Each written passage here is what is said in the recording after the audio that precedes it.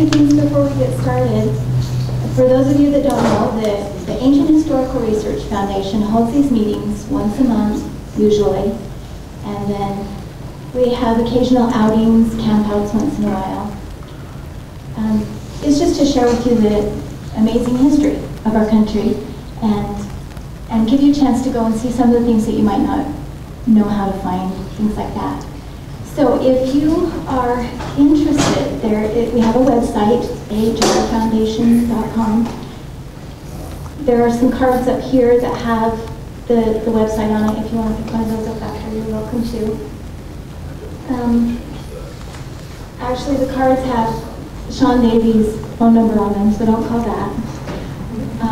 For those of you that don't know, Sean Davies, also known as White Eagle, you might know him by that name instead, he passed away about a month ago.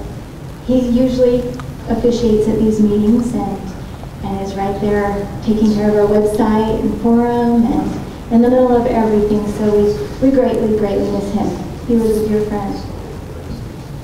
Our next meeting after this one, if you want to mark your calendar, is August 22nd. It'll be here at 3 o'clock again. And we'll have Dave Bullock. He's a grandson of Benjamin Bullock.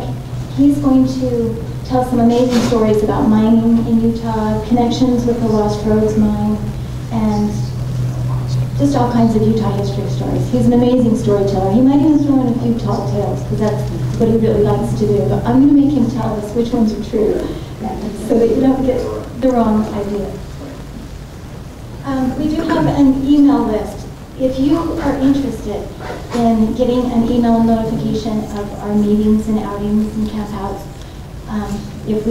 even if you are signed up on the forum or the website, the forum or the website, I can't access that list yet. I'm working on it, but go ahead, if you want these notifications, sign up on this with your email address and your name, and I'll pass that around.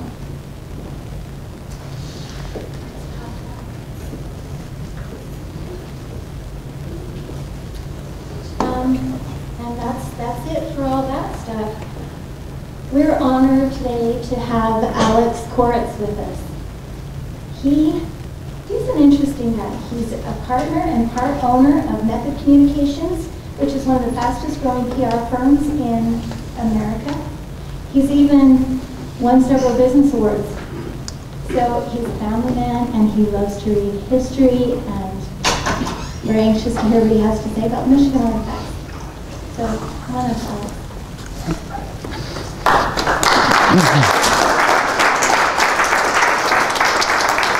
Thank you very much. Can you hear me okay? Ryan, am I coming through back there? All right. Anybody Nephite Explorer fans here? All right. Ryan was my secret weapon I took on sort of my Michigan artifact crusade. Last few episodes, I guess about a month ago, have been Michigan artifact oriented. Its family thing is actually slang for it's a family thing, I promise. We'll just call that an inside joke versus a typo. Moving along, if you didn't notice. Okay, so today, so there certainly are more people that know more about the Michigan artifacts than myself. Sean Davies, Wayne May, but I hope I can bring you a little bit of the unique family connection we have and a little bit of the inside story and some status on where the collection is and what's going on with it. So we will cover, today we're starting about 3, so we'll cover my story, I guess my interest in the Michigan artifacts, ancient commerce, which is relevant, and then the Michigan artifacts and their history. And then we're going to talk about building a collection, which I've been doing for about 3 or 4 years, of artifacts themselves. So this is a non-denominational lecture. However, it is impossible to talk about the Michigan artifacts without talking about the LDS Church. So if you're not LDS, just hang in there. It's not preachy, it's just part of the story.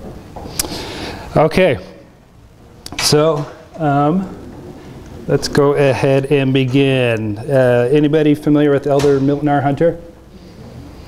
Okay, and certainly some of the older generation is more familiar with him. But he is my grandfather. He was in the first corps. He was in the presidency. He served from 1945 to 1975. So he died 2 years before I was born, but I've always felt really close to him and really had an affinity with him. Brilliant man, PhD from Berkeley in history. However, after turning down a lot of prestigious jobs in history, he went and taught at Utah State University at the Institute of Religion there. He was a co-founder of the New World Archaeological Foundation and was the author of many books. Now, he really focused on archaeology and the Book of Mormon and what he believed were parallels found in ancient America, Mesoamerica, and a little bit in North America as well, to the Book of Mormon people. So that's what he wrote there. He wrote with an old journalist hat, that he always wrote with that. And then as he got older, which we'll see, he got a little more interested in the history of North America as well. So as a young, I'll go back here, literally as a 10-year-old boy, I was reading his books and just ate it up. So my love for history, it was in the blood, established early. And it's because my grandpa and then my parents are extremely history literate and encouraging, so it's definitely a family thing. So, you know, reading these books, I grew up really wanting to do a church mission. We'll call it a church mission in Central America. That's where I thought, you know, the real interesting cultures were, and they are. But that's really where I wanted to go. I got my mission call to Ohio, and you know, I was like, oh, I was a little bummed out, but. You know, I didn't know anything about the cultures there. So immediately, well, the first thing you know is about, anybody been to Ohio here? Or the Midwest? So beautiful, right? You see flashes of brilliant red in the trees of the cardinals, and the falls are just gorgeous. And, you know, I could leave the winters, but every other season is great. And the fireflies are just magical. So I didn't know anything about the Mound Builders. And my first area was in Miamisburg, and so the Edina culture is the early mound builder culture. The dates vary, but you know, we'll say roughly from 2000 BC to 400 AD, or about 400 BC. I'm sorry.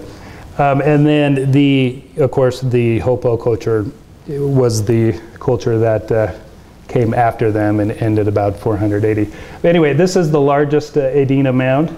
That's a picture from on top, and then that's just a picture of it. And they built the more conical mounds. And so, you know, I got to Ohio and I saw these mounds, and then the dates with them are like, wow, this is really cool. I didn't know there were these ancient cultures in North America, right? We're not really taught that.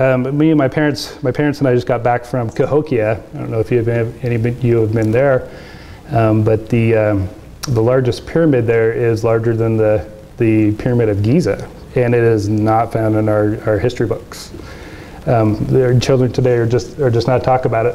They don't talk about it. So this is Chillicothe, another area I served in. Again, mounds all over the place. This is Bioman Ville State Park, and on our preparation day, we would play sports. Literally, a park right here, and we'd play football next to these mounds, and then I'd go over and I'd look at them like, wow, look at these dates. I mean, this stuff is old. Newark, I ended up there. I mean, I was chosen to serve in the special spot. So Newark was super interesting. I've always been skeptical a little bit of solar alignments. I think if you could go out to the parking lot and to your car and find some solar alignments. So I've always been a little skeptical of it.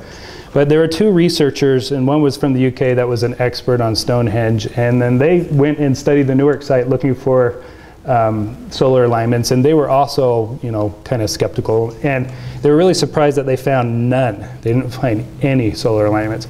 And what they found were at least 8 lunar alignments.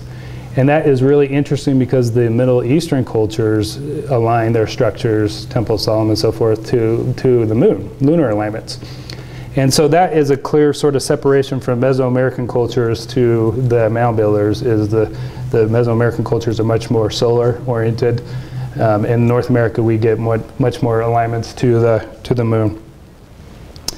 Newark Holy Stones, some of you may be familiar with these. So right outside of Newark is a little town called Geshockton.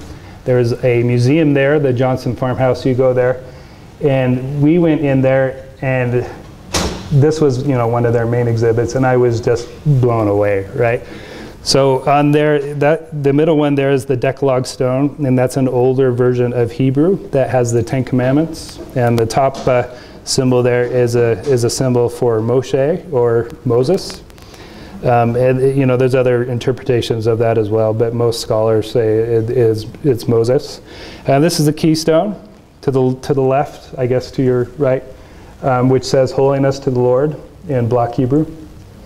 So fascinating stuff. Immediately controversial, right? Because what are ancient Hebrews doing in North America? But very interesting. So I came home with a real sort of, wow, there's some cool stuff right in our own country. You don't have to go to Egypt. You don't have to go to Central America. So this is how it's relevant. Did ancient cultures around the world know about the ancient Americas? And if yes, why? What was the real reason? Who were they, when, and where? So the main reason we find ancient cultures coming to the ancient Americas is trade. Commerce is the main reason why. And we could talk about, anybody read Frank Joseph? Anybody familiar with him? He has a great book about ancient colonies in the Americas of different cultures. I really highly recommend that one. So I'll just highlight a few here because again it's relevant to Michigan. Frank Joseph. And he writes a lot about North America and in ancient contact with North America. But just wanted to highlight a few of these cultures. But first, let's talk about copper because everything really evolves around this. This is why ancient civilizations knew about Michigan. So copper is interesting. So native copper or float copper is pure copper. Now most other mines throughout the world have it's an ore essentially, and so it's a mixture. It's not pure copper. So pure copper is much more desirable. It's easy to work with. It's much more valuable. So Michigan copper is 97% copper, and then it has a really unique mix with silver. And so essentially. And then they have a nickname, geologists have a nickname for this, they call them half-breeds, when it has this certain amount of pure copper and then a certain amount of pure silver. And only in Michigan is this found, nowhere else in the world. And so Michigan copper almost has a DNA signature. You can track it anywhere. And then that's really, really, really important. So highly sought after, and what we see, the Michigan mines, date from about 5300 BC and abruptly ends about 1200 BC. So it peaks around 2300 BC. So if you know your history, it's really peaking around the Bronze Age. And what are our key elements for bronze? It's copper and tin. And 1.5 billion pounds of this copper was removed from these ancient copper mines. And scholars, archaeologists, even mainstream archaeologists, this isn't even fringe archaeologists, are just baffled by where did this copper go? It has just vanished. Now you do have some of this copper found in, Hopewell burials, some in Maine, some as far as California, but this copper that has been found in archaeological sites makes up about 1% of what was taken out of there. So where did it go, right? That's the big question. So we know, now let's jump in. We're going to talk about a few cultures and we'll try to go just a little bit chronologically here. Let me talk about this first. So a historian in the UK, and the reason I highlighted the UK is because the ancient tin capital of the ancient trade world was Cornwall in England.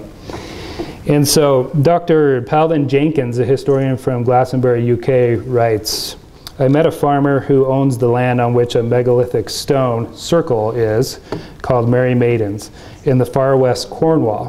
While clearing hedges, he discovered an arrowhead which was sent to the British Museum for identification. The answer returned 5,000 years old, the source, Michigan. And again, England would be a key if not destination stop, if you're making bronze, because of the ancient Cornwall in the tin trade there. So there's a plaque also in London's museum that says from about 2500 BC, and that's when we saw the peak of these mines, the peak activity. The use of copper, formerly limited to parts of southeastern Europe, suddenly swept through the rest of the continent. Now there are some ancient copper mining activity in Cyprus, but it's a different kind of copper. It's more of an alloy, an oxide. It's not this float copper, or this pure copper. So it swept through Europe and the rest of the country. And then what's interesting is we can start to track it. So let's first talk about the Minoans. These guys were the culture for the Bronze Age. These guys controlled trade, commerce. If you've read about them, they were based in Crete and in Thera, which is Santorini today. And the culture is fascinating. These guys had clay plumbing, they had running water. I mean, just amazing high civilization that they achieved. And they controlled the trade, and particularly the Bronze Age, the trade there.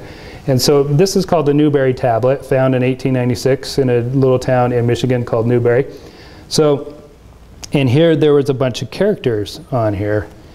Now, in 1896, scholars knew nothing about the Minoans until 1905 by British archaeologists on Crete.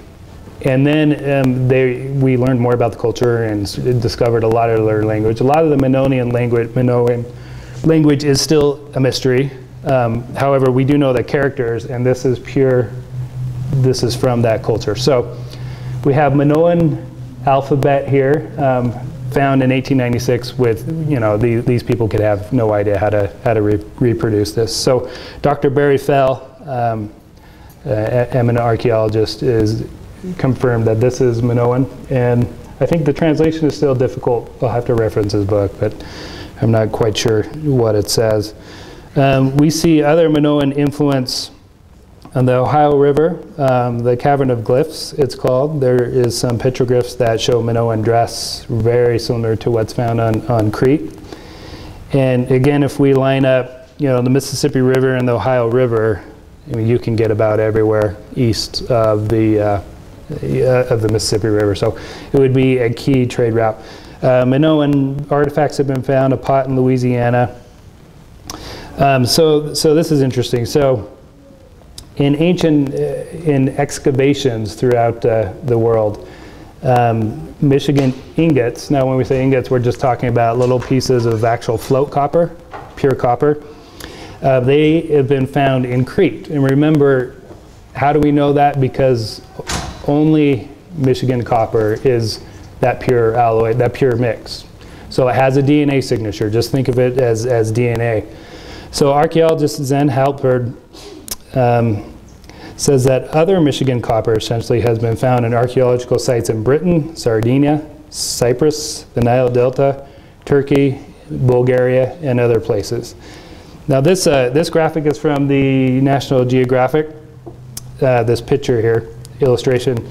So there is a shipwreck off the coast of Turkey in Cape Galedonia, and this has Michigan copper in it. And this ship was full of trade goods. It had Egyptian jewelry, Hittite goods, and Michigan copper. And again, the Minoans would have owned that trade. Now, were the Minoans actually mining, or were they just picking up the copper? It's still debated. But I personally think is this still on? This is still on. I personally think the Edina culture was actually doing the mining, but that is debated. But we know other cultures were picking up and trading this copper. And so in Ohio, this was only found about 20 years ago. A guy with a metal detector was going over, it was either a high school football field or just behind it, and it went off and he dug down. I'm sure he wasn't supposed to, but he found these pendants, very Minoan-like. This dress, it's a certain dance that they do, and this double axe symbol was a sacred symbol to the Minoans, and this is a pendant. When you see artifacts like that with a hole. It was usually worn around the neck as a pendant. So this is found in Ohio. It was Cleveland area, really close to Kirtland, actually. Okay, so we have the Minoans, and they really, so we have them around 2500 BC. They go through some challenging things. So Thera, which is Santorini, erupts and absolutely destroys half of that civilization. And then it continues to thrive on Crete, even though they suffered major tsunamis and other earthquakes. But around 1200 BC, the Minoans just sort of vanish. They disintegrate. Their society is gone. And so waiting in the wing are the Phoenicians. Now the Phoenicians rise about 1200 BC, and again, very similar to the Minoans, they were tradesmen. But what they were really known for, they were expert sailors.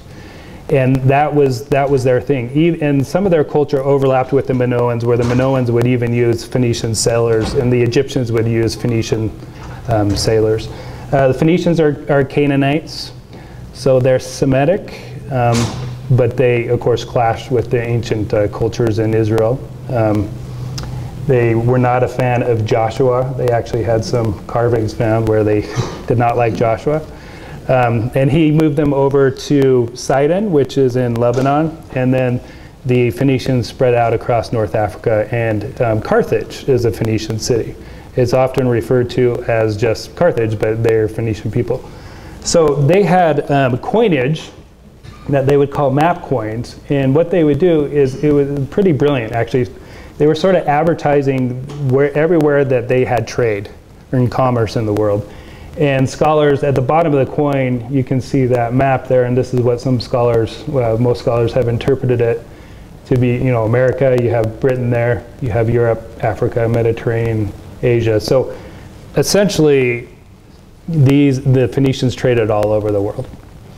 Now, when we talk about ancient cultures sailing the seas, right? I'm sure this crowd especially knows that it's debated, right? You have your diffusionists, which are, yes, obviously ancient cultures traded with each other, talked with each other, and you have your isolationists, which are some of your traditional stuck-in-the-mud archaeologists that say, no, everybody was isolated, and different symbols and goods popping up or just coincidences, or the funniest explanations are, you actually find lots of Roman coins all over the eastern United States. Well, some collector, had a whole bag and just dumped them in the Ohio River, right? I mean, they say really odd stuff like this. And they're a dying breed. It's changing, but anyway, that's the poll. That's the contention. So back to the Phoenicians. So this is in Monaghan Island. Anybody familiar with Ogham? So this is ancient Celtic writing. So most of your ancestors here, I imagine, wrote in this. If you guys have some of the same ancestry as I do, I imagine. So here, in Barry Fell, in his book, he writes about this in America, BC. So this inscription says, cargo ships from Phoenicia. And again, this is an island just off of Maine. And it's written in Ogham. So either the ancient Celts were writing it here because it was Phoenician port and to leave it alone, or the Phoenicians wrote it in Ogham, so the Celts would leave it alone. We're not quite sure. But it was used in Ogham, and it's essentially a sign that says this is a Phoenician port, leave it alone. So we've got a presence there in Maine. Okay, and this is a really interesting quote I stumbled on in my research. So this is by Dr. James Gillian, former vice president of Yankton College in Illinois. And my dad's family is from Illinois, so I like all Illinois stuff. So he says, a professional team of archaeologists and linguists have made a systematic sweep of the upper Midwest in about 1992, finding conclusive evidence that the Phoenicians had indeed sailed up the Mississippi River on a regular basis. Farmers in Indiana, Ohio, Illinois, and Michigan, while clearing their field, that should be fields, in the 1800s often found rocks inscribed with odd letters in unknown written languages. Many inscriptions were written in Punic, which of course is Phoenician. So very interesting. I think most scholars acknowledge this, but they just are careful because of the politics in academics, right? Egyptians. These guys were druggies. So I won't talk a lot about the Egyptians, but they're a German scientist, and I'm going to slaughter this pronunciation, but Sloveta Balabovanova, which sounds more Russian than German, but was studying the remains of Lady Hanutalu, a member of basically an Egyptian princess. And what she finds there are traces of cocaine and nicotine. Again, only native to the Americas. That is not found anywhere else in the world. And so we see it show up in ancient mummies in Egypt. They're pretty sure this was used ceremonially, but you know, who knows? Could be recreational. Corn. Corn is another thing you see all over ancient Egypt. There in murals, carvings, everything. It's native to the Americas. It is not from Egypt or anywhere in the Middle East. It came from the Americas. And you see that all over Egypt. So the Egyptians definitely traded. A lot of scholars think they used the Phoenicians because they were the sailors. But they definitely had American goods. Yeah, there's actually been marijuana that has showed up in mummies too. So these guys were druggies. Hebrews. So Hebrews are the more interesting one because so the Hebrews were not colonizers. They weren't traders. And that really goes back to their theology of a holy land, a promised land. They really didn't go about the world. So it's really puzzling that we see Hebrews showing up, and we see them show up mostly in North America. Very little, if any, in Meso or South America. So there is 8 evidences. There's more, but these are the ones I like. So we talked about the Newark Decalogue Stone. This was in Newark. This had the 10 Commandments. We showed it earlier. The Back Creek Stone is really interesting. And again, this isn't necessarily related to Michigan, but I'm just showing ancient cultures knew about this area. So the Back Creek Stone was found by the Smithsonian Institute, which traditionally is isolationist in doctrine. They are not diffusionists at all. So Smithsonian archaeologists find this, they put it in their museum, the Smithsonian Museum, and they call it Cherokee. Well, it's not till, I don't know, maybe 80 years later, Dr. Cyrus Gordon says, you have this thing upside down. Turn it right side up. It's Old Hebrew. It says, for Judea. That is the bottom one there. For Judea and block Hebrew. So, oops. The Smithsonian they can't deny that one, right? They just ignore it. Las Lunas Stone, Decalogue Stone, has the 10 Commandments in New Mexico. I've never been there. I would love to see it. I have seen the Tucson artifacts, which are really interesting. And you also see Roman artifacts showing up in the Tucson stuff. And then there's a Hebrew petroglyph in New Mexico as well. So something was going on in the Southwest as well. So we start to see these little pockets of ancient culture showing up. Really, really interesting. The Hanukkah, or the Hanukkah earthworks, let me show you a picture of that real quick. Again, found by the Smithsonian. Squire and Davis wrote about this. It was actually in the first official publication of the Smithsonian Institute. Obviously, you see a menorah there, and then you see an oil lamp. So sacred symbols to the Hebrews.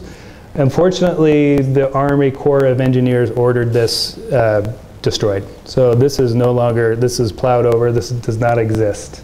And that's a whole discussion as to why that may have happened. That's a whole other lecture. Read about John Wesley Powell, and you'll start to see where this all connects. Not a good dude.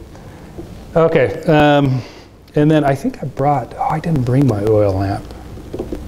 I do have one that dates to about 72 AD, but it's just beautiful, beautiful thing, and it's a tragedy that was destroyed. Okay, so we set the stage with ancient cultures a little bit. I think it's unquestionable that there was contact with the Americas. And it's not all North America, it's Central and South America as well. And the Phoenicians were definitely in Brazil. There is a stone there that is translated. They had a shipwreck there, and they left some markings there. But we're going to go back up to North America and set the stage here for the Michigan artifacts. Okay. Setting the stage here. These are found from 1848 to 1920. These are artifacts with a mixture of languages containing biblical scenes, even some New Testament themes, old world dress, just really unusual things. Most of the languages are cuneiform and Egyptian, and just a mixture of that. So in 1890, so we'll run through the timeline here, and this really kind of tells the story quite well. In 1890, James Scotford reports his first findings, and this is where publicity around it really starts to kind of pick up. People start to really hear about it, although they were found as early as 1848 in Michigan. So in 1907, Daniel Soper, who was a former Secretary of State for Michigan, really respected member of the community, and Reverend James Savage, a clergyman that again had a following of people that really respected, people absolutely loved, adored this man. They began building their own collections. And again, more awareness begins to build around it. Now, on a national scale, you have Bishop Rudolph Eisenhower, who was a missionary of the RLDS Church, and he publishes something. So he publishes a pamphlet called Engravings of Prehistoric Specimens from Michigan, USA. So this puts it on the national map. So now you start to have scholars around the country, scholars back in Boston, New York, that cry foul and start to say that, you know, there's no way these can be real, we need to study these, you know, how would this biblical stuff show up? So the controversy really sort of heats up here.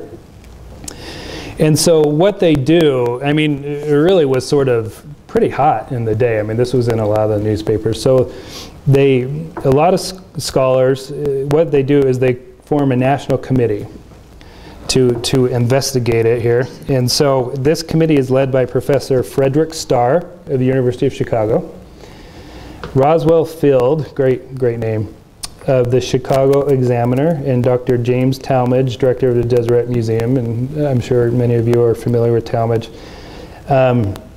And Talmage, I got to say, so it's really interesting, not quite what you'd think. So Talmage, these made him nervous more than they did excited. So because they were controversial already, Talmage didn't want the Mormon Church associated with them. So he came out with the mindset of kind of disproving them.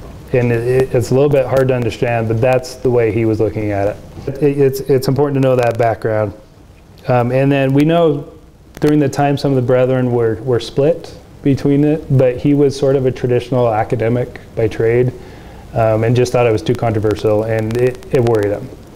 So let's see, where was I? So what they do is they do some excavations, and this whole committee digs up these mounds and they find lots of artifacts.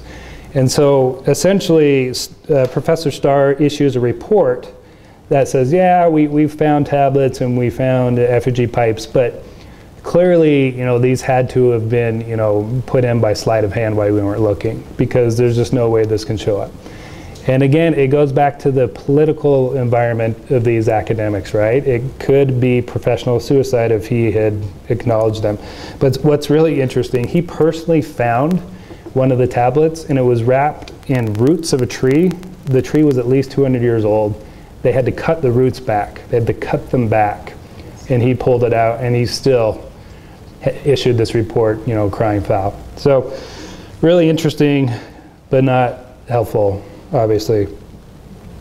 So Talmage, so this committee breaks up, but Talmage is still out here, still interested, still worried about it. So he takes Scotford out and goes out with him. They dig into a mound and they find a tablet. So he says, okay, you know, and he's still skeptical, and he takes out Soper with him as well. They dig into 2 mounds and they find 2 more tablets. Well, He then ventures by himself and explores 22 mounds and doesn't find anything. And so for him, that cements it in his mind, these aren't real. So he goes back, tells Salt Lake, let's just leave these alone. These aren't real. And he even accuses Scotford of forging the artifacts.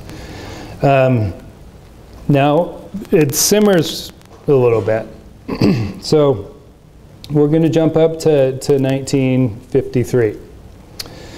So Judge Cloud Stone of Peoria, Illinois, asked respected Chicago attorney, author, and scientist Henrietta Mertz to study the collection because he owned several himself and was really interested in it. Now, Henrietta Mertz was awesome. So she was probably the most qualified person in the entire world to study these. She was a code breaker in World War II. She worked for the OSS. Was a code breaker, was trained at PhD in linguistics with a specialty in forgery. I mean, there was no better scholar in the entire world at the time to study these artifacts and to give an opinion on whether they were real or not. So, what does she conclude? She concludes that they are absolutely genuine, without question. And she reports that back to the judge, reports her findings publicly, and then starts a book. And unfortunately, she dies before it's published, but I saw somebody holding it. Somebody have Henrietta's? Oh, it's on the table? Oh, yeah. Mystic symbol. Yeah, so that's her book, and it's published after she dies. But she absolutely believes they are genuine, and she gives her reasons in the whole book. Her theory is that they were Coptic Christians. That came around 325 AD because the Coptics were persecuted by the Roman Church. And that's around the Council of Nicaea, where the Roman Church sort of said, okay, we're going to go with Trinity, we're going to go with whatever else. And they did it ruthlessly. So without getting into that, her theory was that the Coptic Christians fled and came to the Americas. And so that's why there's some New Testament scenes. And we'll talk a little bit more about that. But okay, now we're going to jump back a little bit, actually, sorry. So in 1960, current LDS Church elders, Bird and Roundy, they meet with Father Charles Sheedy of Notre Dame, and they strike up a friendship. And it's a priest, they're not necessarily trying to teach him, but they strike up a friendship. So Father Sheedy goes and gets these artifacts. So what happens was there was a huge collection that has now become known as the Savage Soper collection. So Father Savage died and he willed it to Notre Dame. That's how it ended up there. Then it went into a basement. The Catholic priests were wary of it too, and they're academics as well. So he thought that these missionaries would be interested in it, so they brought him up and showed the elders. So the elders wrote back to Salt Lake, and at the time, Milton R. Hunter, Elder Milton R. Hunter, was the church guy, or the history guy for the church. He had written a lot of history that we'd talked about before, so he was the go-to guy. So the church leaders, LDS church leaders, send out Elder Milton R. Hunter, and he is excited about them, loves them, and Father Sheedy says, okay, they're yours, just take them. And at this time, there were about 800 pieces. The collection had dwindled, and pieces were broken, and some really nice pieces actually were broken. But anyway, there's about 800 pieces, and he ships them back to Salt Lake. So now they end up in the church museum, but really it's the warehouse. So the church is still, the LDS church, trying to be non-denominational here, sorry for some vocabulary if I slip into. So the LDS church was still a little weary about them. My grandfather believed, after studying them for years, so he then studies them for the next, till 1973, believes without a doubt that they're authentic. He actually begins a manuscript about them in 1973. Unfortunately, he starts to get sick, and then in 1974 he donates the collection or wills it to the LDS Church, and in 75 he passes away. So in the meantime, they are in the church museum, the LDS Church Museum warehouse in Salt Lake City, just kind of in a dark room, not getting a lot of love. So, and people like in the interim, people like Wayne May have studied them, and others, and the church has let people have access to them and so forth. And there's been some things written on them, but they sort of were just, you know, wasting away in the dark. So, in 2000, the church notified our family about the possible donation to Michigan, because Michigan archaeologists from the University of Michigan had said they wanted to study it. And, you know, let's get it out of the warehouse and let's have our scholars look at it. So this, and then, so the church informed us of this, and they did say, you know, and by the way, you know, no legal action can stop us from doing this, but we're just, you know, we're giving you a heads up, we're telling you. But, you know, they were nice about it, of course, and our family consents to it. Now, if you consider what's going on here, so they're sitting in a dark warehouse for decades, right? And if the church tells my family that scholars are going to want to study it, of course, right? That's what you're going to do, right? I mean, that makes total sense. So family consents, but before the church, the LDS Church, donates them to Michigan, there is a professor by the name of Richard Stamps, who was a member of the LDS Church, and he wrote a paper called Tools Leave Marks, Material Analysis of the Scotford Soper Savage Michigan Relics. It essentially, I'll just summarize. So he essentially says that a lot of these tablets had metal tools used when they were carved, and we got to throw them out because of that. Now, it's interesting because tools were found, but it doesn't matter. And again, it goes back to this political environment with academics, but that was the stamp of death, if you will. So after that came out, because he was a member of the LDS Church, that was the final nail in the coffin. So the church then donated it to the University of Michigan, or the Michigan State, and then it goes into the museum there. So let's go here. Michigan State. Sorry, I always get that confused. So immediately, the Michigan Historical Museum, which is the museum there on campus, puts up their artifacts under display of archaeological frauds. So obviously my family was really upset about it. And we don't know really what happened, and it's really, really important not to put any blame on anybody. The church may have not known they were going to do that. They may have, who knows. But it's pointless to put any blame on it. The family thought it was the best thing to do because scholars were going to study it, but it turns out to be really, really unfortunate. So they put them up as frauds. They run a exhibit for a while, and then they put it in a dark warehouse. So, fast years go by, blah blah blah. There's activists around it like Wayne May and stuff that are just we're trying to get them back, and my aunt there in the back, Linda Hunter, but it's done, right? Legally, it's done. So in 2014, this became sort of a personal mission of mine, and I was sure as heck going to try. So what I did is I arranged a meeting. This was last June or June 2014, with the head archaeologist Eric Perkins that was in charge of the collection in the Michigan Museum. He said, "Sure, come on out." I hooked up with Ryan there at Nephite Explorer. We're gonna, I'm the PR guy, right? Let's get a little bit of coverage around this. And so we went out, and me and Ryan Fisher, and they were really nice. They rolled out the red carpet. They set up photography lights. They had tables of the collection out, and Eric spent 4 hours with us. I mean, I cannot say a bad thing about him. And we had these sort of, Ryan would interview him sort of in a journalist perspective, and then I would ask questions here and there. And so we had a lot of discussions with him, and of course he wasn't a believer, and he knew we were, I'm sure, but he was very tactful.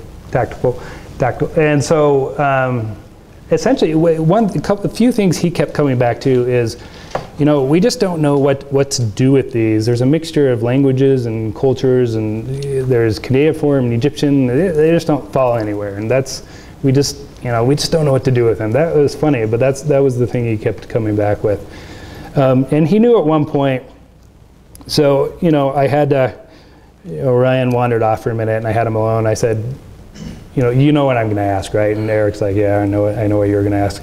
You know, the family would love to get these back. We didn't know they were going to be displayed this way. Is there anything we can do?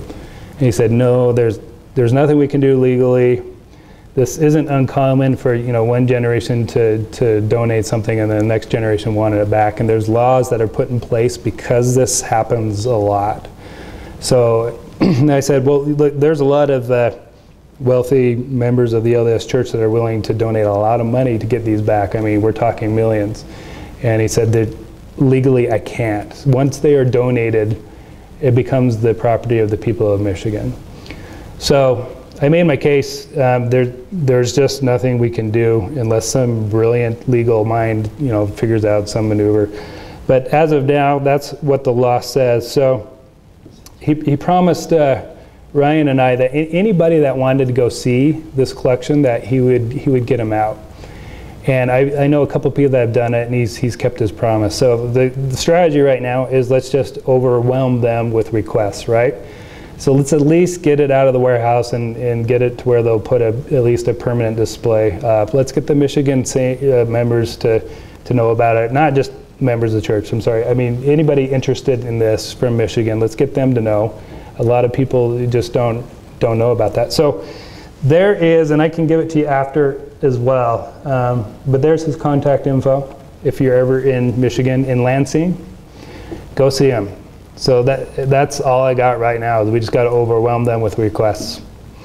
So you can write that down, or just come see me after, and I'll give that to you. Very nice gentlemen. They're very cordial. So let's do it. Okay, we're going to talk a little bit about, yeah, sorry. You bet. It's Perkins E at michigan.gov, 517-373-3559. I can give that to you too when you come up afterward. So, what makes the Michigan artifacts really interesting is the mystic symbol, and that's what Henrietta Mertz titled her book. This is from Wayne May, who has studied this a lot. He says the mystic symbol is written in a script known as cuneiform, which is common throughout the Middle East.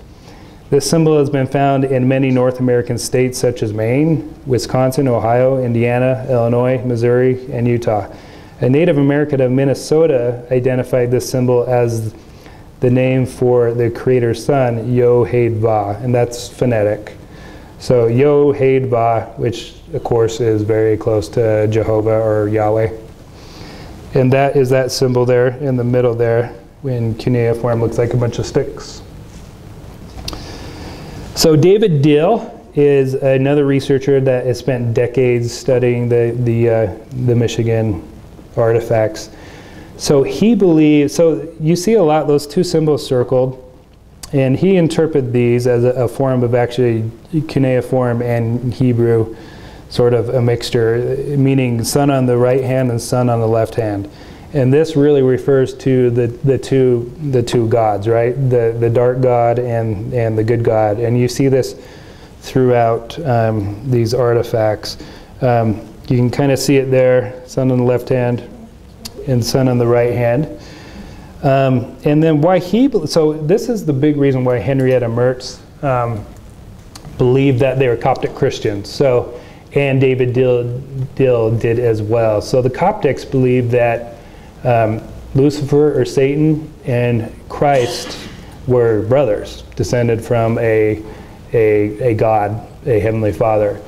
And so only Coptic Christians believe that, according to these folks, right? I mean, members of the LDS Church also believe it, but what they concluded was these had to have been Coptics at the time, because there's nobody else has this doctrine. No other sect has this. No other tradition has this except for the Coptics. And the LDS folks have it as well.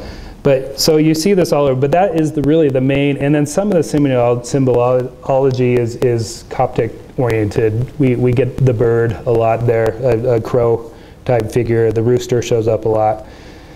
So it really seems like there is some influence from that. Again, that's just their guess, but that's kind of what they both concluded. And if you read her book, she'll talk a lot about that. This is some pictures I took. Ryan took a lot better pictures. So I apologize, I'm not a photographer. I'm not even an average one. But this gives you an idea of what they did. They laid them out on a table, and there were several tables like this. And it's always front and back. So we'd go and turn over the tablets. And you see here, it's a mixture of languages, right? They just can't interpret it, and so scholars have a big problem with that. Here's one that has a lot of Egyptian influence, even possibly some African influence. Again, Egyptian clothing. This would be ceremonial because it wasn't that big, but you see the mystic symbol there in the middle. And there is a lot of calendar stones, and some of these were 5 feet long. These are massive. So you see the mystic symbol there all over the place. Lots of lunar alignments, different calendar stones. We'll talk about one of the calendar stones in a minute. Again, this dress is very Middle Eastern, very Phoenician. And then also the hat is very Egyptian. So again, sort of a mixture of cultures. Let me jump to, oops, I was going up. Okay, so essentially, I mean, these are just really high-level points, right? There's a lot more details, but so the supporters say, look, we have artifacts found in 27 different Michigan counties. This isn't in here, but it's over a 100-year period of time. Anywhere from 10 to 30,000 artifacts were found. I know that's a big range there, but thousands of artifacts found. The slate, we know, is from the Quinoa Peninsula, so several hundred miles away. Copper is from Isle Royale. And then, 7 different states. So good luck faking something like this, right? Daniel Soper said it best there. One of the people was really accused of it. He says, I personally have knowledge of more than 3,000 articles that have been found. And if they are pure and were buried to be found, whoever buried them has been a very busy person, because they have been found throughout the state by hundreds of different people. And again, over like a 120-year period. So really, I mean, it would be impossible to fake that. Now, this is another interesting thing, and I'm not an astronomer, I'm not necessarily an astronomist, but so this is really interesting. So this is a calendar stone, and David Dill writes a lot about this. So you can go back and get astronomical records because you can align asteroids and eclipses. And so what this is, it's a tablet found in 1896, and it essentially points to the calendar, the July sector. And so during this time, this also shows a lunar eclipse and a certain meteor shower. And so if you follow the calendar, this correlates to the Delta Aquaroid meteor shower that happened about 325 AD. And so, people studying, the stars are able to do this with different records.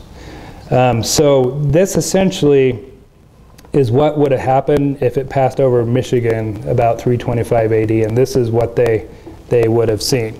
Because you have a certain lunar alignment with a certain meteor shower in a certain month. And the last time that had that over the area of Michigan would have been 325 AD. So really, really interesting, and David Dill concludes that this single artifact has proven the time, or at least a moment in time, that the Coptic Christians were there. And remember, that was his conclusion, that the Coptics were there. There's lots of different, this is just one example of the calendar stones. There's lots of different stones here that point to unusual happenings in the heavens that can be correlated to certain time periods. And again, I wish I could explain that a little better, but it's fascinating. So, my grandfather, Milton R. Hunter, says, so he was communicating with Daniel Soper's son, Ellis Clark Soper, and they were exchanging letters. And at the end of the letter, this is what my grandfather wrote back. He said, also, the fact that many people have proclaimed that both Father Savage and your father's collections are frauds or forgeries makes your and my problem much more complicated. As you know, I personally, however, feel that the artifacts are all genuine. And he was not a dumb guy. He was a PhD and spent his entire career studying ancient cultures and religion. Detractors. So let's go back let's see what they say. So we've talked about the metal, the tool marks. So supporters will say, yeah, but there's copper tools that are found. And then the detractors say, yeah, but they were found later once there were criticisms that come up. Well, we've searched the records, and actually there are copper tools, carving tools found early, so 1850s, so really early on. So suggesting that they were introduced later on to cover up this criticism, it doesn't hold up. And by the way, we're finding a lot of evidence that ancient cultures used types of metal for carvings. I mean, go look at the Egyptian pyramids, Tiwanaku in Peru. They're cut so precisely you can't put a sheet of paper between them. So unfired clay, this is another big criticism. So some of the pieces were unfired clay, just natural clay. And so critics say, well, look, these cannot survive in a climate like Michigan. It's wet, they're gonna dissolve. So Wayne May had a piece of this actual unfired clay from the collection. He stuck it in a container of water for a year, I think at least a year, pulled it out, no deterioration at all. Nothing happened to it. So we really think that these would hold up. This type of clay is going to hold up. So a mixture of languages, well, who here speaks English? What's that mixed with? It's got Saxon, Pict, Britain, I mean, it's a mess of languages. So if we have cultures here that have overlapping cultures for 2,000 years in the Americas, and it's mixed with different cultures, that's what would happen. I mean, that's what we'd expect to find. Sheet copper, I think, so here's where this gets really complicated. There is some suspect pieces, particularly the sheet copper. The ancients just didn't do sheet copper. So even supporters think that, yeah, there may have been some fakes that were included in here, and the sheet copper ones are particularly suspect. So this is what's really unfortunate, because if there are fakes, tossed into some of these collections, it's like poisoning a well, right? That nobody's going to drink at it, or no scholar's going to drink at it. And once it gets messy, they're just not going to touch it, and that's what's really, really unfortunate. But to cast aside the whole collection and all these artifacts as fakes just because a couple have been, are suspect is ridiculous, really, and not scientific. But that's what we see. That's what we see happening. But those are the main criticisms there. Okay. Any questions on the Michigan artifacts? Yeah. Would you say that also they would question them because of the fact of the nature of the people who lived here before? That there's that argument that people who lived before us were actually intelligent and knew how to work tools and knew how to do those things. The folks in the 1800s? Yeah, because they still live off that narrative that everybody before Columbus were savages. That also will say, oh, well, those tool marks couldn't be real because these people who lived before were savages. So where did those tools come from? Yeah, exactly. So exactly. So the traditional isolationist doctrine of the Native Americans is that they were savage-like and did not have any high technology, high math, anything like that. And we can talk about the reasons why. Again, it's a whole nother lecture, but it goes back to Manifest Destiny and John Wesley Powell and the Smithsonian Institute. But as America was moving west, we had to make, so the government had to make it appear that there weren't any highly advanced cultures, right? Otherwise you can't justify moving westward. And the Smithsonian Institute was really, really involved in this. And that's part of why you see some structures that were torn down by government things. So Manifest Destiny is a big reason why the scholars would say that, you know, these ancient people just weren't capable of this. Yeah, sorry, we'll just move across the room. In the back? Well, curious, they talk about the mystic symbol and supposedly they've translated that. How much of the language has actually been translated, did they feel? Surely there's more than just coming up with one symbol and say, okay, this says God, therefore we've got people coming over that are Christian or something. They must have translated more than that. And typically, from what I understand by study and so forth, is that one of the ways they determine frauds is they go back and find that they've copied symbols from somewhere else. Dictionaries and stuff. Copies. If we've got 10 to 30,000 of these things with symbols all over, have they ever found anything other than this collection where they may have copied something, or they think they totally invented a language? Yeah, really good question. So a lot of the artifacts there's not writing on a lot of them. A lot of them are graphical. But some of the cuneiform, of course, expressions have been translated. The Egyptian ones particularly don't make any sense, at least to scholars. It's like having AF, just random letters. So translations with anything Egyptian doesn't really work, doesn't really make sense. So there's not a ton of cuneiform. I don't know of any pure phrases that have been translated beyond that. Sorry, we may know more about that, but I don't think so. Sorry, in the back, I'll come back to you, Adidas. Yeah, go ahead. Well, you talked about the DNA of the copper.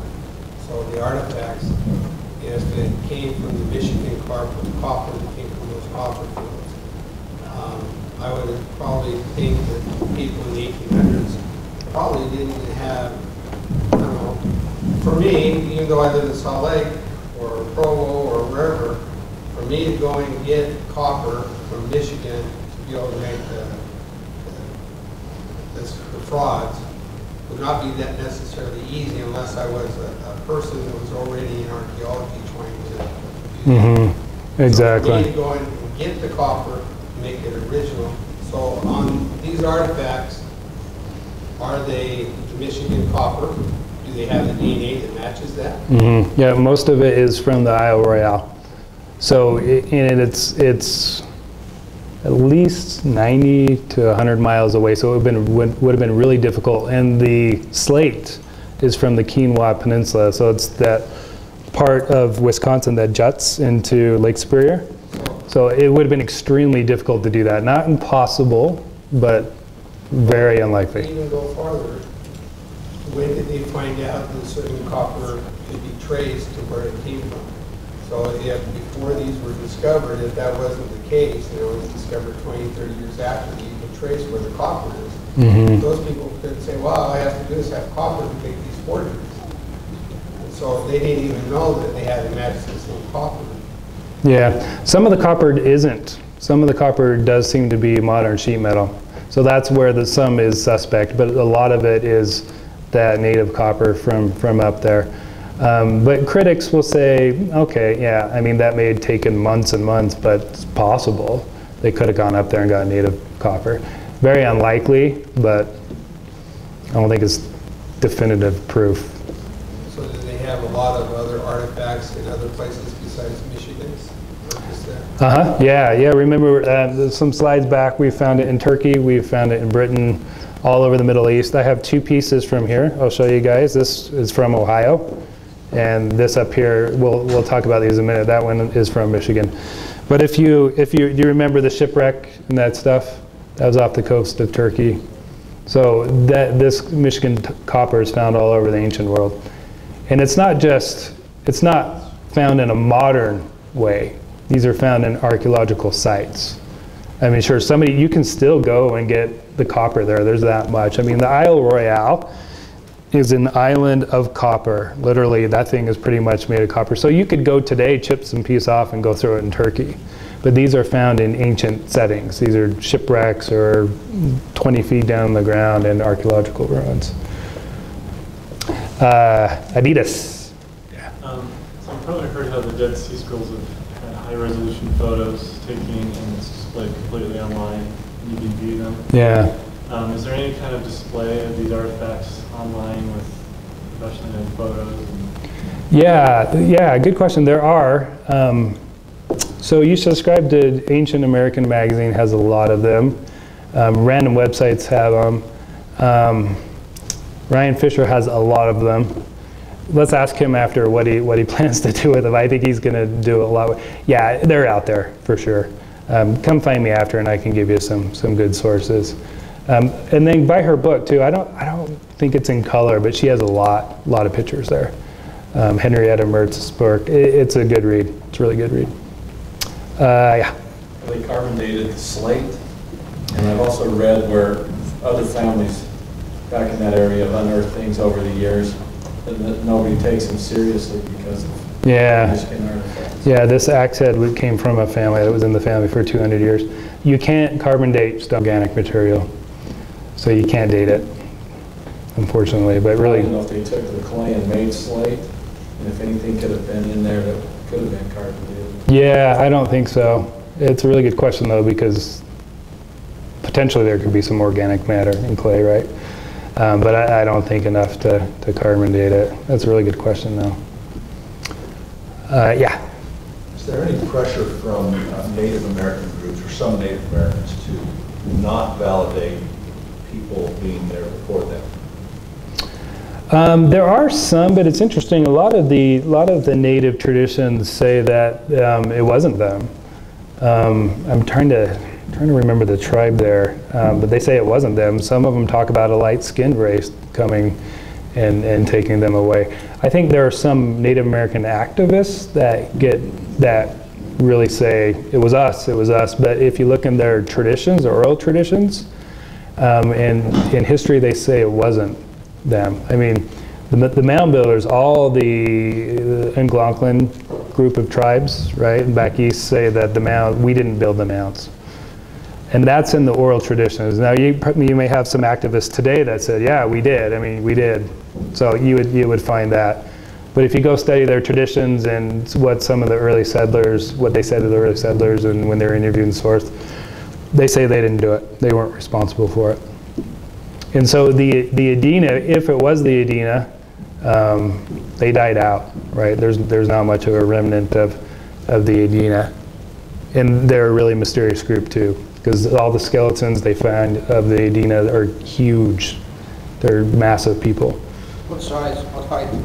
I think there's some that are 7, 8 feet tall. And those are select finds and mounds, so we don't know exactly what they all look like, but some of them are huge. And there's some books written on that, but they definitely were larger people. Yeah. Well, supposedly, like the Hopewell and stuff, that they died out about, they say that the Hopewell kind of ended around 400 AD. So if that's where they ended, the Native Americans that are left, do they match the same DNA? And have they tested the DNA? I know there was some stuff. Mm-hmm. Yep. Of course, in Ohio, they tested and then changed their mind about what she said. Yeah, great question. They do, actually. So haplogroup X is found in the Middle East. And all the Algonquin tribes, I always struggle with that word, but all the northeastern tribes have that haplogroup X. It originates in the Middle East. It actually, the Druze have it today, which are not, they're related to the Jews, but they're not quite Arab. And then it's found among Jews, and it really originates, they can pinpoint the Sea of Galilee, actually, is exactly where that haplogroup X comes from. So, Mesoamericans, Mayans, no, it's Asian DNA. But American Indian tribes in the Northeast, absolutely. it's found there. And in the Hopewell skeletons that they have been able to carbon date, same DNA. The Edina are different. I mean, their skulls, you could wear it like a helmet. And there's a lot of books that compare the skulls with the Hopewell and the Edina, and they were just a different group. They were probably related to the Bell Potter group, the group that was in Britain. They were large scale as well. But again, it's a little speculative. We don't know. I don't know. The Edina are really mysterious.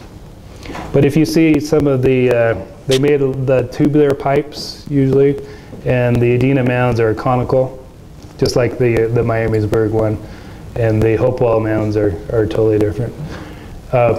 There's evidence that the Hopewell may have taken over some of the Edina structures. There's some scholars think that, which would make sense, right? You'd have some overlapping of cultures. But good question about the DNA. Yes, that is found in the northeastern United States. Yeah. At this time, is there any institute or more of an official body, whether it's a university or so forth, that's trying to look at, rather than looking at the collection as a whole, looking at individual pieces and trying to authenticate or disprove piece by piece rather than the entire collection? The Michigan. Studying actively, going to look at this group or this specimen rather than looking at the entire collection, saying let's authenticate the collection rather than just piece by piece. Good question. You mean the Michigan artifacts in particular, right? No, not really. So there's a lot of researchers that are, for sure. There's lots of books about them, lots of supporters. David Dill, who I'd mentioned, has written a lot of books. Cyrus Gordon is a PhD that has. Yeah, were you saying something? Oh. Yeah, so there are, but they're considered a little renegade, a little bit maverick, the scholars that do that. I mean, institutions are careful. Particularly archaeology, if anything is messy or gets labeled fraud, they just don't want to touch it. So the scholars that do, they're usually a little renegade, a little more maverick. What about? But yeah, there are. What about active digs in sites in that area? Is there any, as active studies of the sites, are there any current artifacts that are coming to light that maybe could be considered more possibly authentic because of where they're being discovered, or how they're being, who's finding them, individuals? Yeah, there are. You can find, there's rock hammers that are found up there all the time, arrowheads, axe heads, no copper books, unfortunately. Lots of really interesting carvings on walls. There's stuff found all the time. Even in the Midwest, there's still Hopewell digs going on. We were back in Illinois recently. If you know Wayne May, he's actually overseeing one on the Mississippi River. So yeah, there is excavations going on all the time, absolutely. Yeah? You said that the artifacts were scattered over 30 counties. I'm wondering where the hot spots were, and if those hot spots correlate with the places where the ancient settlers would have found the topography of the land or the natural resources conducive. Yeah, really good question. 27 counties. So it's essentially Detroit. So it's Detroit suburbs, which Detroit is a mess now, right? So it's mostly built over. There's some mound complexes that are preserved. There's some in Grand Rapids. But when Ryan and I were out in Michigan, we were just trying to find anything that was left, and it's just built over. There's just not much. I mean, literally, the hot spots were Detroit. And Lake St. Clair there, too, would have been a real hot spot. That's right on Detroit, in between there and then the Great Lakes. I mean, it'd be a perfect place to live, but it's just, it's cement. Good question, though. Talking about mavericks and so forth, trying to determine if something's fraud or not. There's a book written, which I have, I can't tell the name of it off the top of my head, it's been years since I've read it, but they took collections from all over the world, major collections, and then they sent them to numerous universities, the ones that specialized in specific things, like somebody you mentioned, about the only thing they've done to say this is fraud is saying it was made with some kind of a metal tool. Well, nearly anything that comes out worldwide that's found that they feel is important, they send to Egypt for specific things. They send all over to these different universities, look at it with electron microscopes and so forth, and they determine whether the tools enter the lettering correctly and exit correctly. One university will. Another will determine whether it was a metal tool or something else. If there's metals involved, they'll do spectral analysis and they'll determine, they can tell you the mill it came from for hundreds of years. Yeah. The exact mill in the world and so forth. The book goes through a whole bunch of specific finds, not so for savage, but other important finds, a whole series of them. It tells you what they are. They went out to each one for about 10 different tests to determine whether they were fraud or authentic. In every single case, half the people determine absolutely they're real and the other half absolutely they're fraud. In every case. And so I'm wondering how they can come up with one thing, say if it's done by a metal tool, therefore they're fraud, when everything that's been found basically in the history, in the known history in the last couple hundred years, they run through a whole series of tests and all the scientists disagree with each other. Yeah, it's really interesting. And particularly the study that Dr. Stamps did, I think he only examined a handful. He didn't even look at it. So it's not very scientific, right? And scholars don't agree. And the field of archaeology right now is a mess. There's just disagreement, and the diffusionists are gaining ground. And you got researchers and scholars like Graham Hancock, folks like that are redating the pyramids and the Sphinx, and everything is shifting. Tiwanaku, anybody heard of Göbekli Tepe in Turkey? They're scholars, and these are traditional archaeologists now, are dating it to 10,000 BC. And this is sophisticated building, so then you have to rethink the whole biblical timeline, right? So the archaeological field right now is it's an interesting time. It's really in flux. It's not just right now, though, and a lot of us refer to it as a government cover-up in archaeology, just like you talk about Edina. If you go over to Nevada now to Lachlan, Lovelock Caves. Yeah, Lovelock Caves. Yeah. And if you stop in Minnesota where they used to having the cases, the giants and the skulls, and that. Now they'll tell you that they can't even talk about it. The federal government's come in and told them they'll shut them down, throw them all in jail. And then if you keep arguing with them, their story will change constantly. We did this just a couple of years ago. And then in the end, they finally give you a one-page printout that the government's told to give to you that tells how it's all a figment of somebody's imagination, even though I've got drawers of photographs from different people, all these things. And so you can go through all kinds of things like that. And it's like you talked about, it's a different discussion with Powell and so forth. But if it doesn't fit their little notebook or whatever, this is what everything has to be, history of the United States, then it's fraud or it doesn't exist. Don't you feel like maybe that's more of the reason why nobody's following up? Because universities can't. They lose funding, yeah. Mavericks you're talking about, they'll be put right out of business, or the instructors will be fired or whatever. Yeah, every archaeological dig is a grant, right? And so they're absolutely terrified of losing funding. That's a really good point. One thing I'll say about John Wesley Powell, and you guys read about him, you'll cringe every time you drive past Lake Powell, just that he is named after it. But he hated anything particularly about lost tribes of Israel. That was just, he absolutely hated that. So his father was a preacher, of all places, in Palmyra, New York. And his flock was taken by Joseph Smith's early followers. And so he absolutely hated anything associated with Mormonism.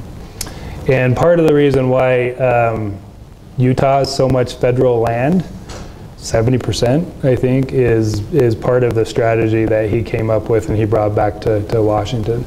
So this is not a good guy, particularly for folks out here. And we name a lake after him. It's awful. Yeah.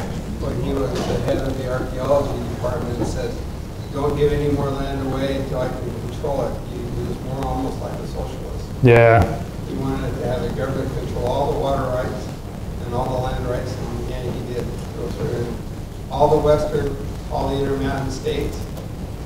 most of the land is owned by the Templar. Yep, yep. And he's the main guy behind that. Interesting character. He does have, though, in the journals of the people traveling with him, talking about pyramid cities here in Utah, and that no longer exists. And so you can go to some of their documentation and find that we did have pyramids down south. We had them up here above the Great Salt Lake. There was an entire city with pyramids and so forth. And his group documented some of those, and you can find that. Right? So. I'll have to come talk to you about that afterward. I know there's some interesting things in Ogden Canyon and Layton area, right? Yeah, I live up there now, so I'll have to come find you after. Do you have contact information? Yeah, I probably have my business card, but if not, I think I should have. Yeah, I'll give it to you after for sure. I've got my business card, I think. Yeah. You guys want to talk about artifact collecting for a minute? We have about a half hour left. Yeah. Do you get grants to do all this studying and finding, or do I? You get paid for selling articles? How does it work for you and your family? Oh, nothing. It's just a hobby. I don't get anything. No, there's nothing financial. Who pays for your meals? I pay for my meals. I live here. I mean, this wasn't a big deal, but no, this is just a hobby. Yeah. I had that debate in college, right, to study history or to not, and you know, I was discouraged. I didn't mean to make you blush, but you did. I blushed easy. Okay, artifact collecting. Okay, so you got to be careful with artifact collecting. You can spend a lot of money on some silly stuff, and you can even get in trouble in some stuff you buy, particularly with Native American items. So anything ceremonial, anything with an endangered animal. If you have say a Navajo artifact with an eagle feather, which isn't unheard of, you can find those. You can go to jail for a long time. So you got to be really careful, particularly the southeastern cultures, Navajo and Anasazi pots and things. So you got to be really careful with who you buy from. If things are found on private land, you're usually fine. If they're passed down through families, if there is paperwork that says they were legally acquired, then you're okay. But just be really careful. Be careful with people online. That's not to say you can't find good antique dealers. So the people that are going to sell you artifacts are collectors themselves or professional antique dealers. So be careful of eBay. There is some real stuff on eBay, but if you've got somebody, research the heck out of them. So let me give you an example. There's one guy, and I can set you up with him, but his name is Salvador Trento, and he's an Oxford scholar. He's written several books, and he is an antique dealer as well. And so I bought several artifacts from him because I trust him, but I spent a lot of time researching and talking to them. So you got to be really careful. That's the number one note of caution there. Try to get paperwork if you can, or at least good provenance, at least where this artifact has been, right? So I'll readily admit there's some pieces I bought that, who knows, but I thought they were cool and I didn't care that much, right? So there's some I know for sure that are genuine, and I bought a lot of these, and some I bought from actual like antique, like Christie's, places like that, real antique galleries. What else did I not mention here? So those are the cautions. Let me show you some of the stuff I brought here. So this is a Hopewell pipe found in Illinois. Anybody familiar with the Naples Mound in Illinois, in Pike County? Anybody know the Zelf story? Okay, so the top X right there is where Zelf's mound is. The bottom X is where this is from. It's only a few acres away. So because of my religious tradition, I was really interested in this one. So I acquired this, and also my family is from Illinois. So this is one of my favorites, and it's right here. And afterward, you can come up and look at it. But the Hopewell, of course, we're not 100% sure what the effigy pipes were used for, probably somewhat ceremonial, but frankly, we don't even know really who the Hopewell people are. So some of that stuff's, a little safer. That's the effigy pipe there again, the eagle, and it's right here. This is interesting. So this is the provenance of this, found in the 1800s in Louisiana. A farmer on his own land uncovered a whole cache. And so the dealer here said, of course, Native Americans don't have facial hair. So the dealer here thought this originated from when Henry de Soto's army, led by Louis de Musoko, penetrated the interior of the southeastern United States. In other words, he thought this was with the Spaniards, and they were depicting the Spaniards. He could be right, or this could date a lot earlier. It is a pipe. It's got a hole in the bottom, and I did bring this as well. It could date to a lot earlier with a different, Caucasian group here in the ancient Americas. Who knows? But I thought that was pretty cool, and it was a trusted source. This right here, if you can see it standing up, this is Michigan copper. This is native copper. And this was found close to the Snake Mound. Anybody been there in Ohio? So this was found about a mile away, again on private land. Really, really cool. Come look at this. But it originates from Michigan. It's a coiled snake that's carved around it. The dealer didn't know what it is. It could be some sort of ceremonial stake. I just didn't know, but I thought it was really cool. So come check that out. This is from Ohio.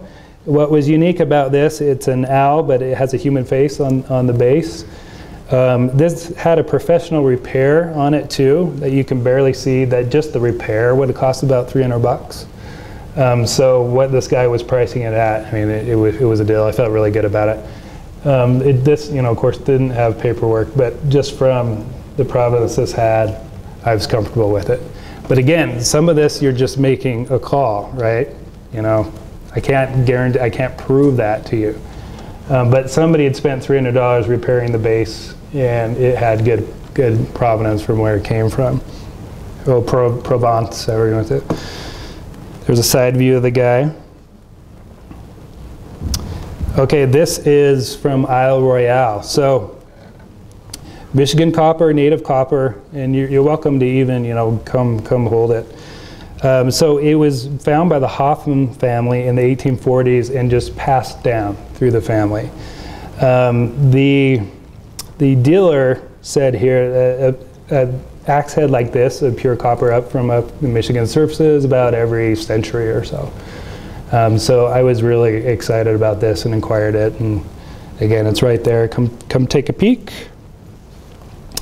This is an axe head which did have paperwork, so of course there was no question of legitimacy. It's Edina. The scholar here dated it to about 800 BC for whatever reason. Sometimes with the patina or the rock aging, you can make a guess at the dating. But this is huge. It's right here. Come lift it. This would have been a big Indian. This thing is massive. Yeah. Some of the things that Wayne May put out, that the Hopewell, their axe heads were smaller than the Edina. The Edina were about twice that size. Yeah, exactly. So the Edina were, there's lots of evidence that they were just a larger people. And the Beaker people of England, there's evidence that they were too. So a lot of people, and I think Wayne does too, believes that they came over. They built a lot of this, Stonehenge and things like that, and came over and built some of this. It's just a theory, but there's some ties there. But yeah, that thing is huge. This is just a pipe found on private land. This one's hard to date. The Edina did tubular ones, but the historic Indians did ones like this too. So that one on the left is hard to date. I didn't bring these arrowheads, but these are from farms in Michigan and Ohio. But I've lived in Ohio, obviously, too, so I was interested in collecting some of these, and they're in a case at home. There's a little bone piece. You can see there's a pendant that was broken. The hole is broken through. Some tools, a paint pot, little paint pot there, where they would have ground whatever berries to make whatever dye. That's that pipe again. That's hard to date. That could be historic Indian. It could be older. This is interesting. This is Mississippian. Really good Provence, trusted source. It's some sort of pot. It's right here. The Mississippian culture, they came after the Hopewell. So they picked up around 600 AD and went to clear into the Cahokia time frame, you know, about 1000, 1100 AD. So they were a little bit later. You see a little bit more, some creepier stuff kind of from some of these artifacts. And they tend to be, they start to get a little closer to the Mesoamerican cultures. They start to have some similarities, so that's interesting too. This I bought from a guy that had found this on his land. He lived right on the Kalamazoo River in Michigan, and he pulled this out of the riverbank, so there was a lot of rain and flooding. And he went to the riverbank, and this was just sticking out several feet down on the side of the bank. So, child's toy, I don't know what it was. It's the rear end of some sort of animal. Yeah, I didn't bring that. I should have brought that. I didn't, sorry. There's some that are here, obviously, that I don't have slides. I didn't bring this. This is Archaic Knife. This one's really cool. Anybody like Da Vinci Code? I, of course, don't believe everything there, but this is from the Moravian dynasty. I bought this from a gallery like Christie's. This is one of the most expensive things I've ever bought. It still has the original dirt on it. But so they called these line of kings the sorcerer kings because they were known for healing by the touch of hand and other miracles. Lots of mythology, lots of legends associated with them. Maybe Christ's bloodline came through those kings, maybe not, who knows, but it's an interesting dynasty. That's a bone, that's from a bone, and it's right up here, so that's one of my favorite pieces. This is a royal medieval, this is from medieval France, a royal figure. It's not that old, it's probably about 1400 AD, but still pretty cool. I do love Mesoamerican cultures, particularly the Olmec. The Olmec are fascinating. So my theory with the Olmec it was just a melting pot of trading cultures. So you have, I mean, look at the jade masks there. If you saw that isolated by its own, what would you say that culture that's from? Very Chinese, right? The guy up in the left, very African. Or just a mixture. So, and then you have some Hebrew and Phoenician carvings. There's a carving in one of the Olmec sites called Uncle Sam, where, I mean, this guy is Caucasian. So the Olmecs were just a mixture of about 1200 BC of just different cultures.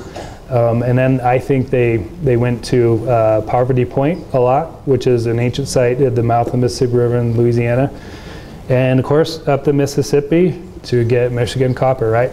But anyway, the Olmecs are very interesting, without question, Chinese influence, and then some other cultures. What do I have from the Olmecs? This little boy is there.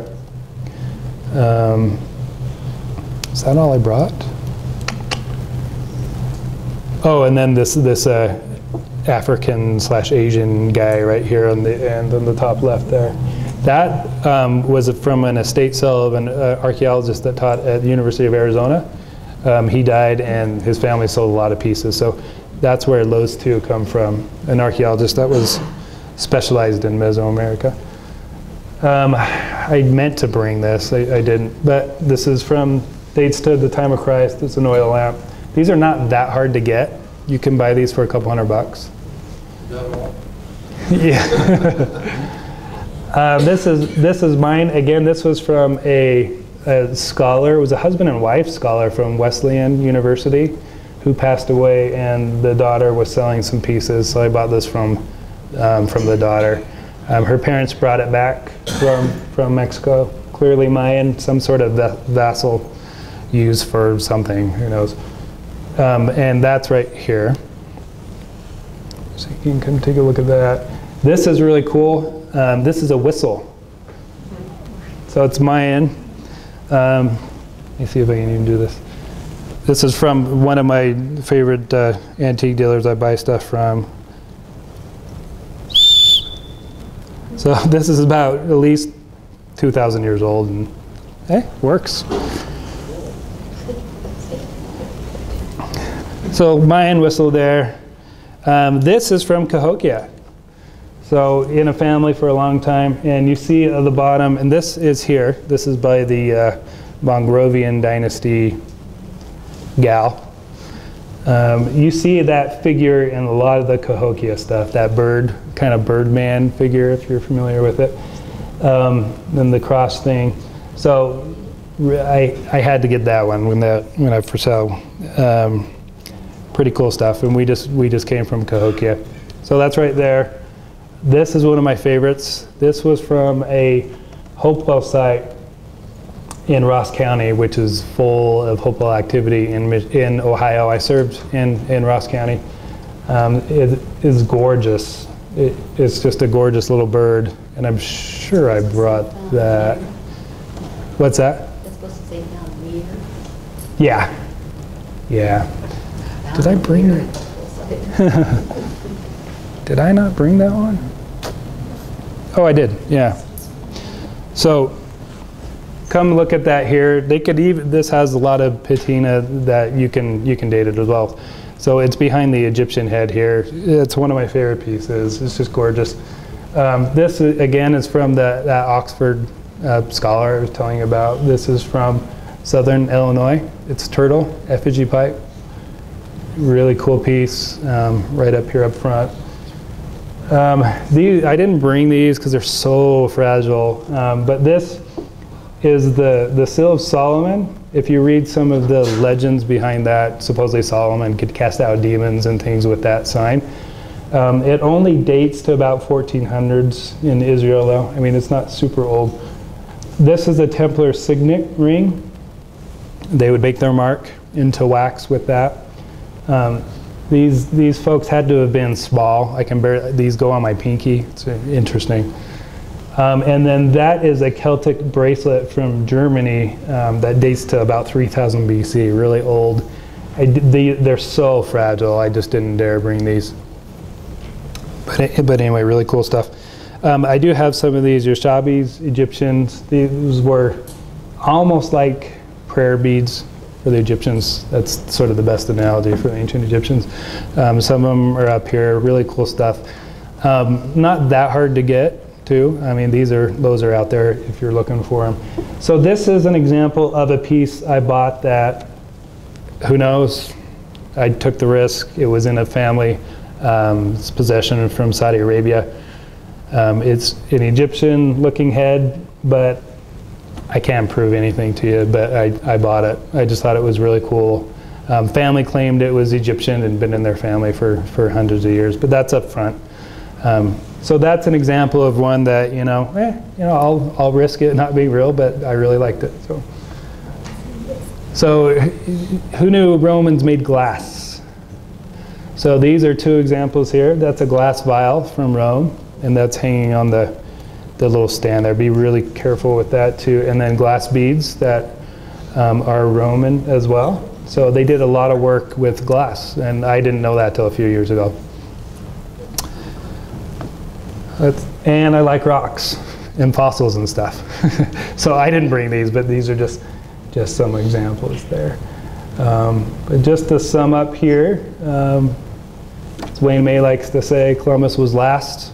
There was a modern expedition here where they built the exact replica of a Phoenician ship, and to prove that the Phoenicians could do it, and they easily made it to the Americas and back. So Columbus was last, right? Lots of other cultures here before Columbus. All right, thank you. Come out.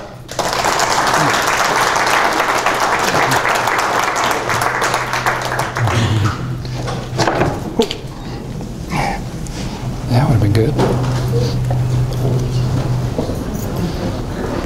Thank you so much, Alex, for coming. And I also would like to thank Charles Goodman back there from Hidden in the I hope I Heartland. had, but it was a little entertaining. Did you ever step into this, the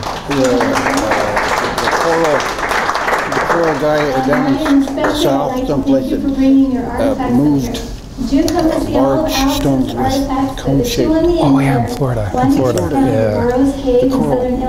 Coral Castle. Yeah. And these stones are found in Africa, and they probably existed prior to the flood. Yeah. And the little, I don't know if you remember the story, the kids saw him move. Moving them. Yeah.